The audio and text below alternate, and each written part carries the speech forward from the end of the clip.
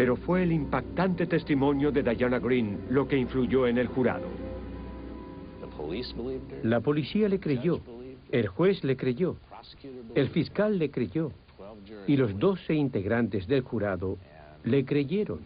Y para nosotros sentarnos aquí hoy, mirar hacia atrás y decir, ¿qué eran ustedes? ¿Un grupo de lunáticos? Bien, no se puede. La esposa, Diana Green, fue un testigo muy convincente y se mostró tan fuerte ante el jurado y tan convencida de que este era el hombre que la había atacado, que se contó con un juicio muy emotivo y un testigo muy convincente. Kevin Green fue declarado culpable por el intento de homicidio de su esposa y el asesinato de su bebé. Recibió una sentencia de 15 años a cadena perpetua. Durante el juicio, todo lo que necesitaban era que señalase: esa es la víctima, una triste, herida y lastimada muchacha, joven y hermosa, con menos capacidades que antes, y es lógico. El jurado ahí sentado con esa imagen de ella identificando a su atacante. No puede estar equivocada, porque está identificando a su esposo. Kevin Green fue enviado a la prisión Soledad, una institución de máxima seguridad que alberga a los delincuentes más violentos del estado de California. Es un lugar despreciable. Esa era la realidad. No podía vivir en una fantasía de que un día todo se iba a resolver. Y a medida que veía lo que ocurría a mi alrededor, a otras personas, por mi causa, a mi familia, realmente me enfurecí. Me enojé mucho. Me arrojaron a un hoyo, ya que 5 hombres me quisieron matar porque estaba en prisión por la muerte de un bebé. Kevin Green estaba convencido de que el hombre que vio fuera de su apartamento en la noche del ataque estaba involucrado en la agresión a su esposa. Pero no sabía quién era y no tenía manera de probar su teoría.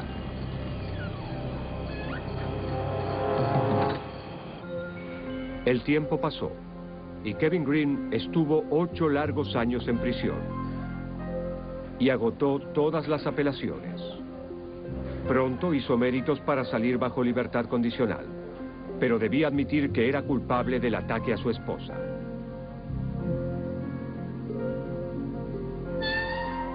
Se negó a pesar de que esto significaba permanecer en prisión. Parte del problema era que yo no iba a confesar que lo hice. No podría involucrarme. 2 años más tarde regresé a la Junta de Libertad Condicional. Y nuevamente le negaron la libertad condicional. Lo único que podía hacerme sentir mejor era morir. En la prisión Soledad, Kevin Green tomó una decisión importante. En vez de admitir el crimen, se suicidaría. Por alguna razón me detuve y me dije: Dios, ya no puedo hacer esto. Necesito ayuda. Ese era yo pidiéndole ayuda a Dios. Me tranquilicé. Recobré el control. Todas esas pequeñas luces encendiéndose. Comencé a entender mi vida. ¿Qué estaba ocurriendo? Dios puso esto en mi camino para que lo enfrente, porque podía hacerlo y debía hacerlo. A mi alrededor todos estaban afrontándolo porque necesitaban hacerlo. No sé por qué. Los planes que Dios tenía para mí incluían esto.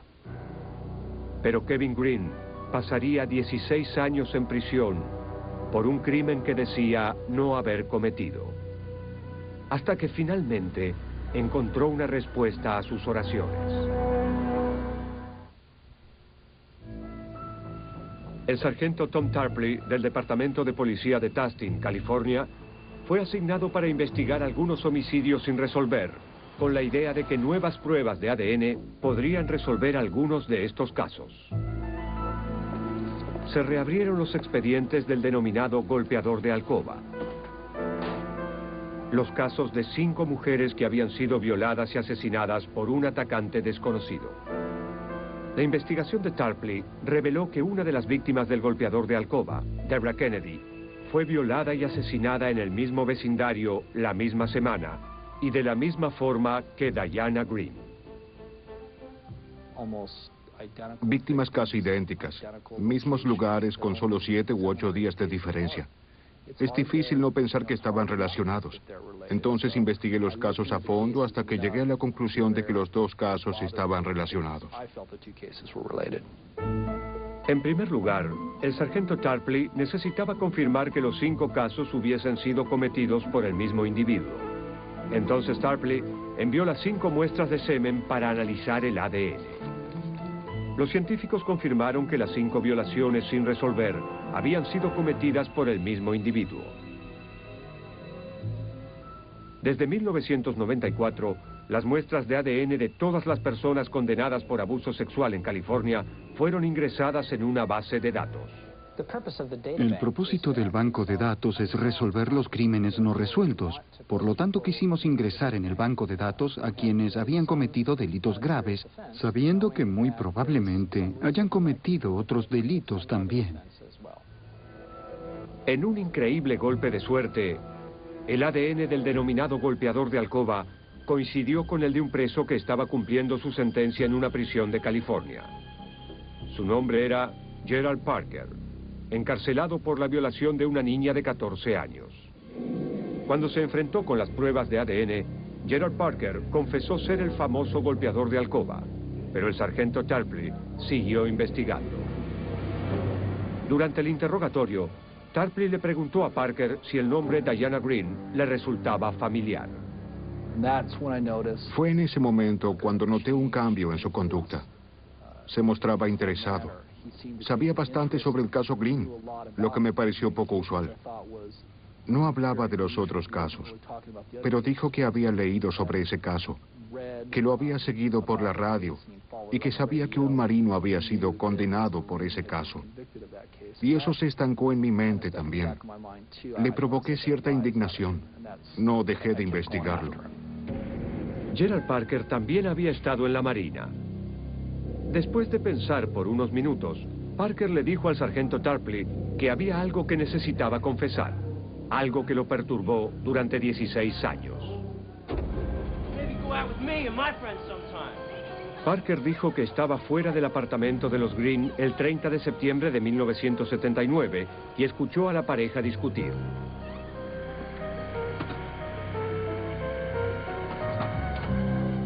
Parker admitió que después de que Kevin Green salió a comprar hamburguesas, ingresó en el apartamento de los Green por una puerta abierta con un trozo de madera en la mano.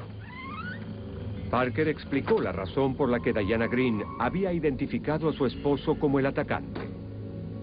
Cuando Parker se detuvo en la puerta de la habitación, Diana Green creyó haberlo reconocido. Supuso que se trataba de su esposo y se volvió a dormir.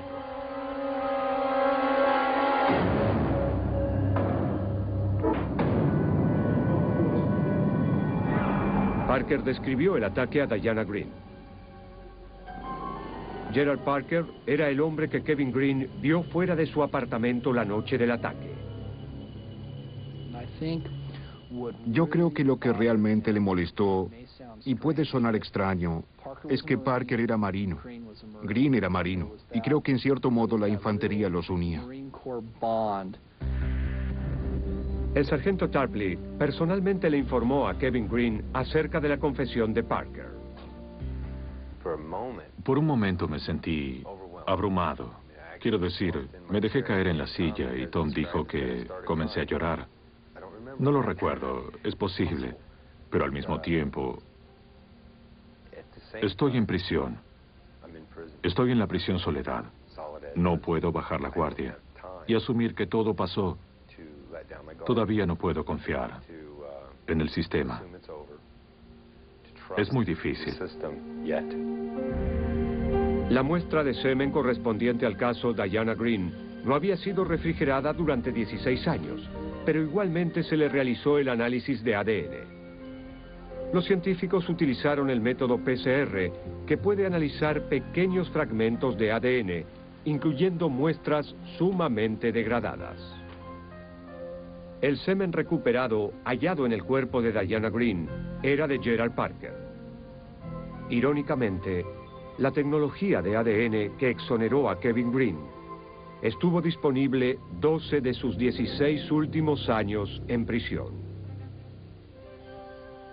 Horas después de la prueba de ADN, Kevin Green fue liberado luego de 16 interminables años.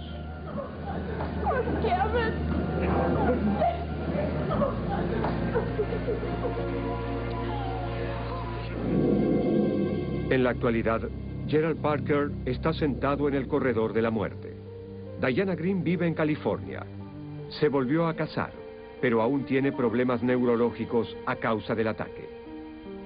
Kevin Green también se volvió a casar y vive en Missouri. Dedicó su vida a garantizar que los convictos que se declaren inocentes tengan acceso a pruebas de ADN una vez condenados. Creo que es un grave error judicial, pero puedo ver cómo pasó. Puedo ver cómo pasó. Nadie hizo algo mal. No creo que Diana Green haya hecho algo malo. Creo que testificó lo que creyó que era verdad. Y creo que hasta este día, ella cree que el hombre que entró, la silueta que vio, era la de su esposo, y luego volvió a recostarse. Eso fue exactamente lo que dijo Parker. Ella se recostó pensando que se trataba de su esposo, pero no lo era. Era yo. Y esa es una extraña situación que condujo a esta tragedia. Pasaron 16 años y 3 meses antes de ser liberado. Y aún estaría ahí, hoy, inocente en prisión, si el hombre que cometió el crimen no hubiese confesado y el ADN no hubiese estado disponible para corroborar su confesión. Yo seguiría preso. Detectives médicos.